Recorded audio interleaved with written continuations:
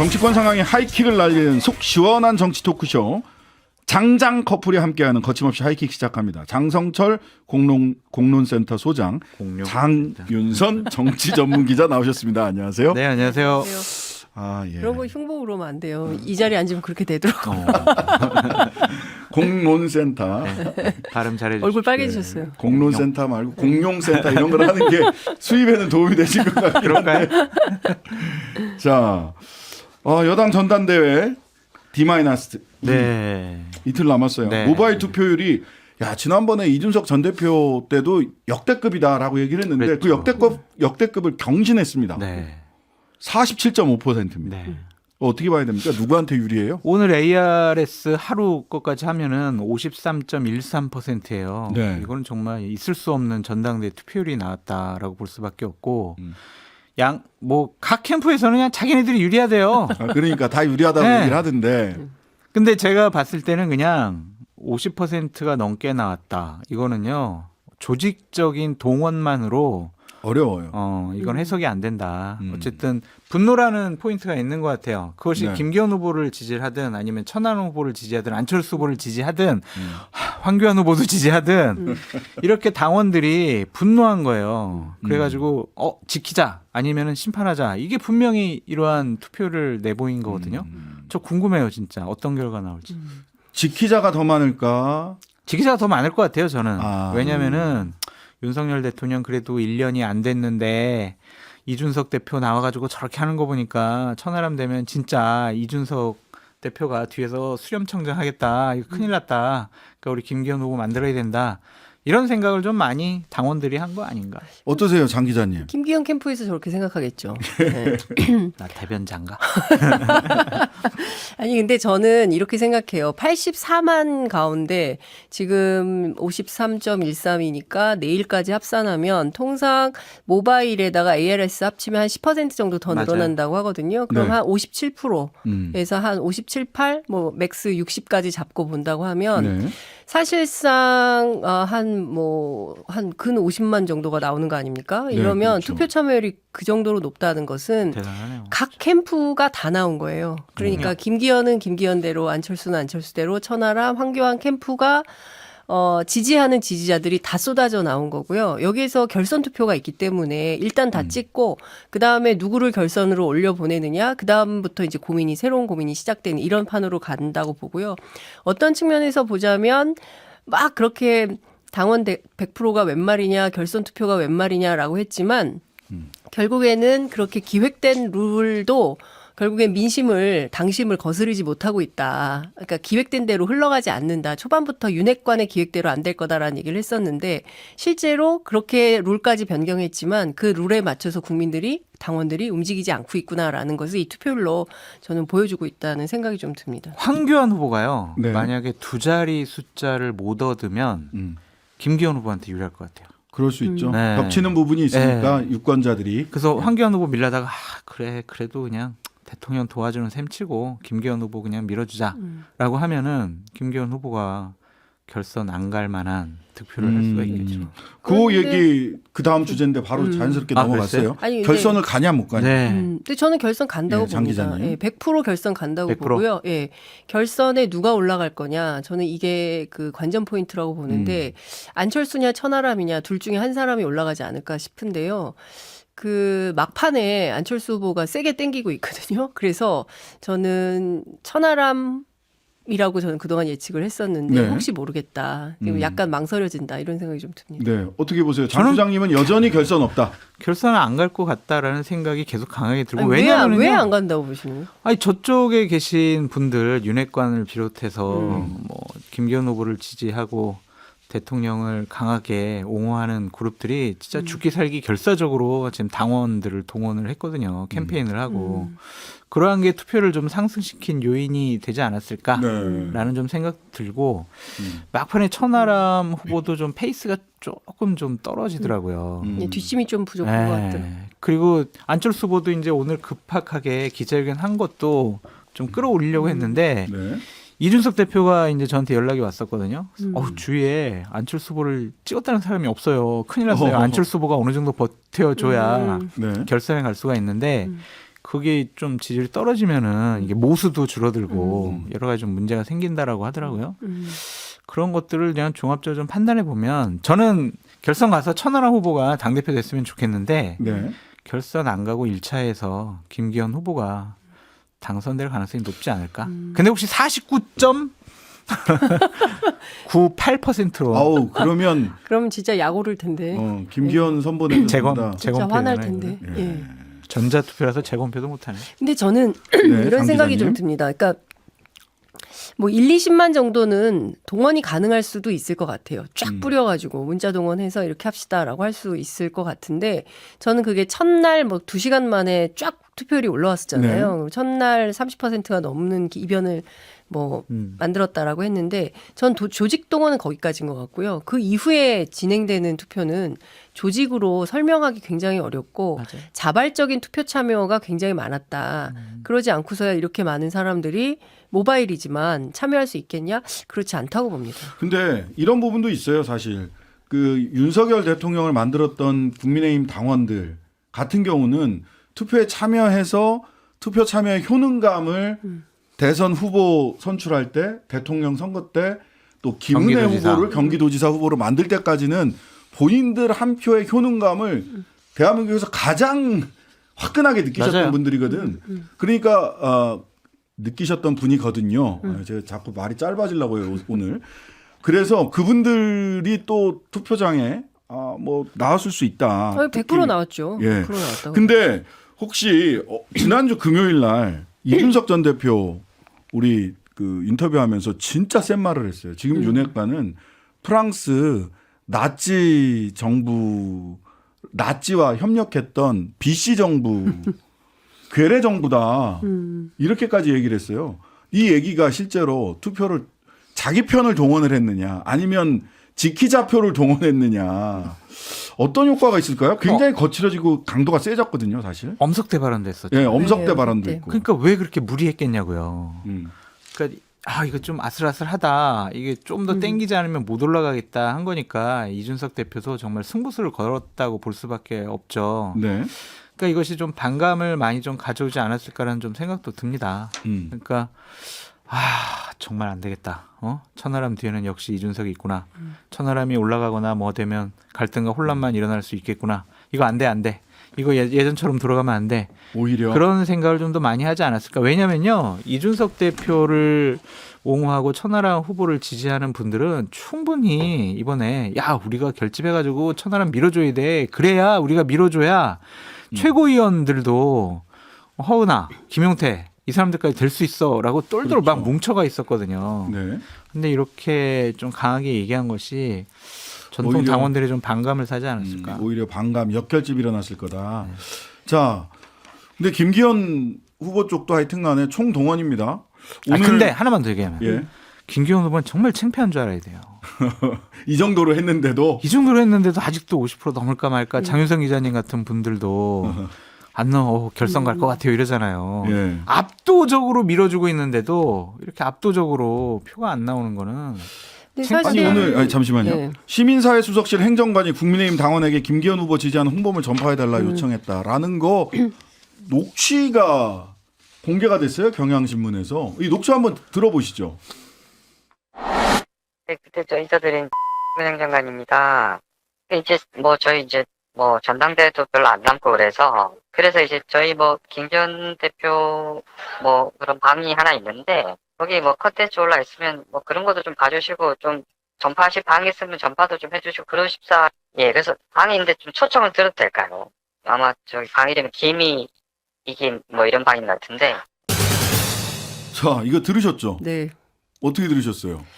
제가 보기에는 약간 영업용 멘트 같이 들렸는데요. 어쨌든 이 당원이 누군지는 모르겠습니다. 그런데 상당한, 그러니까 굉장히 뭐 친밀관, 평소에 굉장히 친해가지고 뭐 사석에서 주고받는 그런 식의 대화는 아닌 것 같아요. 내용상의 맥락을 보면. 한 번 보면 누군가에게, 예? 한 번 본 사람 같아요. 네, 그러니까 누군가에게 부탁을 하는 그런 말투 이미 분명해 보이고요. 그러니까 적극적으로 좀 도와달라고 하는 읍소처럼도 들리거든요. 그러니까 결과적으로 보면 대통령실에 있는 공무원이 선거에 개입했다라는 비판을 면키 어려운 이런 한 장면인 거고요. 이거 국가공무원법상 상당히 심각한 문제가 될 수 있죠. 공직 후보 선출이 아니기 때문에 법률에 저촉되지 않는다라고 주장은 하고 있지만 실제로 구조에 보면 공무원 중립 의무 있지 않습니까? 네. 그리고 57조 6에도 공무원 등의 당내 경선운동 금지 조항이 있고요. 85조에도 공무원 등의 선거관여 금지 다 있습니다. 이런 법률이 저촉됨에도 불구하고 이건 괜찮아라고 얘기하는 것은 오히려 큰 문제가 될 수가 있고, 그리고 이것은 뭐 행정관 한 명의 문제가 아니라요. 선임 행정관도 있었다는 것이고요. 그러면 전반적으로 어느 규모가 어떻게 왜 이런 단톡방에 참여하게 됐는지에 대한 그 경위와 경로를 파악을 해야 됩니다. 누구의 지시로 이런 그 일이 생각이 없어 보여요. 대통령이. 아니요 있어야 아니 이거 수사 의뢰해서 확인해야 돼요. 그러지 않고 그냥 넘어갈 수 없는 문제인 거라고 저는 생각하는데요. 네, 장 소장님, 이거 이렇게 대통령실에서 선임 행정관급이 이렇게 당내 선거에 관여하는 사례가 있었나요? 뭐가 문제예요? 단톡방에 있었던 게? 응? 그 불법적인 일도 안 했잖아요. 라고 뭐 그렇게 대통령실 나오겠지. 고위 관계자가 이런 얘기했어요. 식으로 해명을 했는데 네. 깜짝 놀랐네. 말도 안 되는 일이 당황했어요. 벌어졌죠. 네.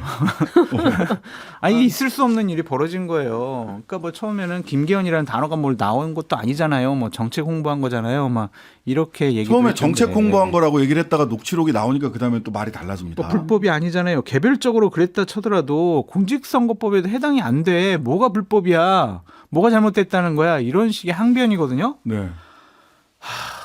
거기에서 그러한 일을 한 것도 문제지만 대통령실 고위 관계자가 이러한 인식과 이런 발언을 하는 것 자체가 저는 국민과 당원을 무시하는 행위다라고 볼 수밖에 없어요. 대통령실 차원에서의 선행적인 조치가 분명히 필요하고 이거는 검찰이나 경찰에서 제대로 된 수사를 통해서 사실관계를 밝혀야 한다. 그렇게 말씀드려요. 근데 네, 저는 장 기자님. 즉각적으로 사실은 고소고발이 이루어져야 되는데 또 오늘까지 상황을 살펴보고 내일 한다는 거잖아요. 안철수 후보가. 저는 그게 조금 이해가 안 되더라고요. 이런 경우가 발각이 되면 그 즉시 경찰에 수사 의뢰하고 진실을 명명백백하게 밝혀달라고 요구해야 되는데 오늘 안철수 캠프도 그렇고 천하람 캠프도 제가 이제 다 취재를 해봤는데 네. 뭐 고발 주체를 분명히 해야 될 것 같다 정도에만 얘기가 나왔어요. 당내 선거인데 뭘? 당내 선거라서 대통령실에 직접 대고 하기가 조금 점점점 뭐 이런 식이더라고요. 근데 그럼에도 불구하고 이제 선거 개입에 이게 실제로 드러난 것이 확인이 됐는데 이렇게 미온적으로 하나라는 의혹이 오히려 더 커지고 있습니다. 법적으로 보면 그러니까 이게 김기현 후보도 그렇고 대통령실도 그렇고 이게 검사와 판사의 논리인데 해당 조문이 있느냐 없느냐만 지금 찾는 거거든요.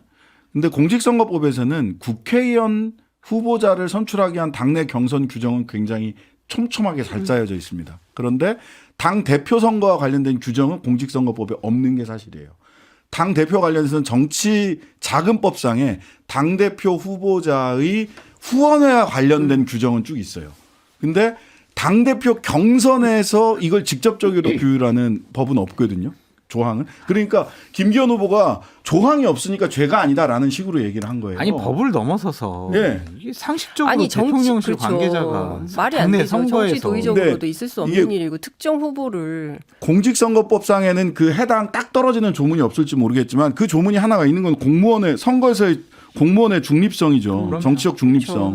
근데 요거는 이 선거가 또 이제 선거관리위원회에서 관리하는 선거가 아니니까 공무원의 정치적 중립 의무가 있는 선거는 당대표 선거는 아니다라는 식으로 또 김기현 후보 측이나 대통령실 측에서 얘기하는데 그건 아닙니다. 그거는 그 박근혜 대통령, 박근혜 씨 전에 이제 그 비례대표 그 국회의원 후보 그 선거 개입해가지고 탄핵되고 공직선거법 위반됐잖아요. 그때 여기에 있는 선거는 당직 선거, 당내 선거를 포함하는 거다. 공무원의 정치적 중립 의무에 기재돼 있는 선거는 이렇게 해석이 나와 있어요. 기본 중에 기본이죠. 근데 빈틈만 찾아가지고 지금 해명을 한단 말이에요.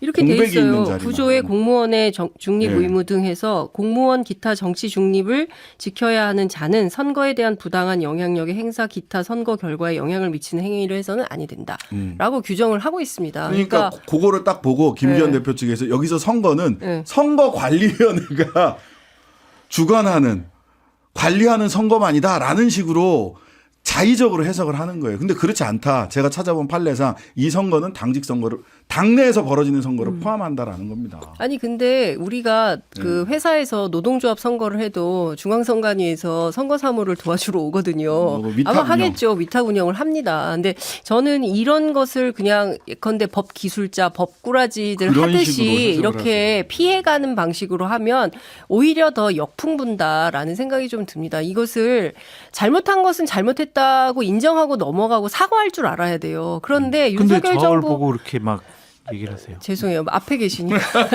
신 변호사님 보고 얘기해요. 네. 아니 그렇지 않습니까? 정말 잘못한 일에 대해서 한 번도 제대로 된 사과 이런 게 없어요. 그러니까 국민들이 이렇게 참고 있지만 언제 이게 폭발할지 모르겠습니다. 네. 여러 가지로 뭐 다양한 이슈들에 대해서 도대체 이 정부는 민주주의의 기본 질서를 이런 식으로 짓밟고 훼손해도 된다. 우리가 법을 잘 아니까 우리는 검사 출신들이므로 문제될 것이 없어. 우리가 하면 문제가 안 돼. 라고 판단을 하는 것인가 국민들이 계속 묻고 있잖아요. 문재인 정부 때 더 심한 일 없었나? 물타기 해야 되는데 안 되네. 대통령실에서 당내 선거에 개입했던 일은 없었던 것 같은데. 아, 물타기 실패. 예. 죄송합니다. 자, 그 최고위원 선거도 한번 좀 다뤄봅시다. 아주 이게 최고위원 선거 흥미로워요. 얘기를 네. 제대로 맞아요. 못하고 넘어왔는데 당대표 선거에 너무 집중을 맞아요. 해서 조수진, 민영삼, 김재원 후보는 흔히 안정권이고 김병민이냐 허은하냐 김용태냐 뭐 이게 관건이다 누가 들어가느냐 이렇게 얘기를 하는데 맞아요? 언론의 이게 분석? 한 이틀 정도 지나면은 결과가 나와서 저희가 예측하기가 어려운데 예. 몇 가지 이제 얘기를 해보면 네. 김병민 후보가 선전할 가능성이 있어요. 있다. 왜냐하면 예.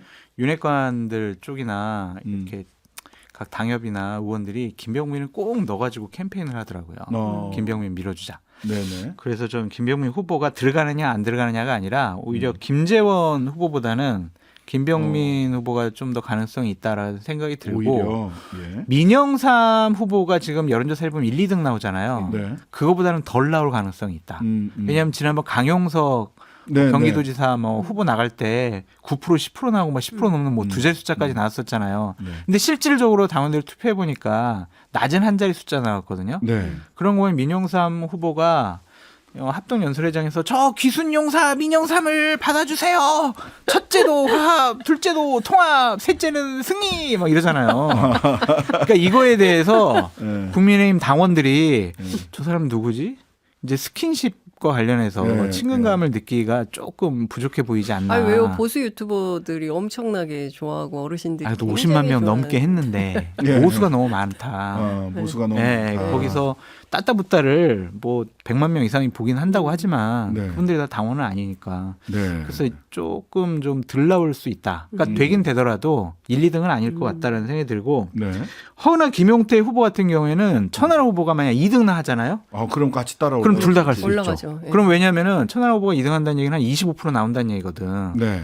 그럼 1인 2표란 말이에요. 그렇죠. 그러면 그러면 12%가 넘는 거지. 그럼 대략 20% 정도가 20% 나온다고 정도. 봐야죠. 예, 1인 2표니까. 2표니까. 일 그러면 당연히 둘 다 되는 거죠. 예. 이게 연관돼 있는 것 같아요. 실제로 아니 그러니까 그래서 처음부터 그걸 네. 요리고 천아 용인 이렇게 함께 캠페인을 맞아요. 했던 거고요. 그러니까 음. 전략적으로 2명만 내보낸 거 아닙니까? 1인 2표라서. 네, 네. 저는 이제 그렇다고 보고 지난주 주말에 뭐 방송에서 조수진 후보 만났는데 네. 비상 걸렸다고 자기 떨어질 것 같다고 막 그러니까 옆에서 엄살이라고 엄살 가는. 예, 막 이렇게 얘기를 하는데 여하튼 이제 중요한 거는 이번에 최고위원 선거는 사실 쟁점이 그렇게 많지 않았기 때문에 방송에 많이 출연한 인지도 순으로 될 가능성이 높지 않나. 저도 나가볼 걸 그랬나요? 나가세요. 당선될 거예요. 당원이 아니라서. 네. 장해찬 후보는 소위 야설 논란, 그다음에 레이싱 레이싱. 논란. 그래서 그 천하람 후보 쪽에서는 아주 뭐 야한 소설 써서 돈 벌어가지고 레이싱 취미 생활했느냐 이렇게 묶어가지고 비판을 하던데 이런 논란에도 불구하고 그냥 당선될 거다 이런 게 대체적인 예측이죠. 여론조사를 보면 뭐 예. 안정적으로 당선될 근데 가능성이 그게 사실 어찌 보면은 국민들이 가장 두려워하는 폭주족 그런 영역 안에서 있었다는 게 밝혀진 거 아닙니까? 네. 근데 그럼에도 불구하고 국민의힘 당원들이 그분을 청년 최고위원으로 당선시켜 준다고 하면 국민들은 그걸 어떻게 바라볼까요? 장해찬 후보는 이번 선거보다 네. 이러한 논란들은 내년에 본인이 이제 총선에 출마하고 싶어 네. 하잖아요. 그렇겠죠. 그때 더 많이 더 큰 이슈가 논란이 되고 되겠죠. 음. 더 큰 문제가 발목 될 수가 잡는 있겠죠. 문제가 될 거예요. 선거 캠페인 내내 이게 도마 위에 네. 올라서 문제가 될 가능성이 높다고 너무해요. 보여집니다. 네. 비례로 가시겠죠, 뭐 그러면. 근데 지금 중요한 거는 국민의힘 전당대회 과정에서 김기현 후보 땅 의혹도 그렇고요. 장해찬 네. 후보도 그렇고요.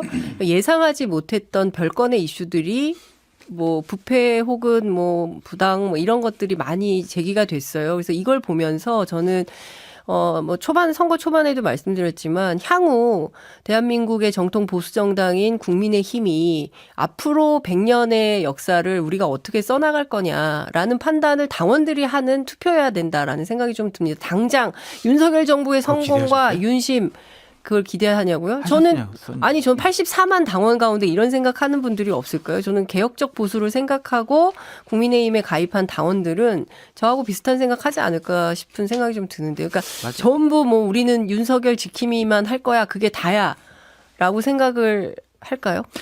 김기현 후보나 장해찬 후보 같은 경우에 이번 논란이 있었잖아요. 네. 그래서 대통령은 상당히 좀 당혹스러워할 거는 같은데 오히려 대통령한테는 더 좋은 일이 좋은 구도가 된 것 같다는 생각이 들어요.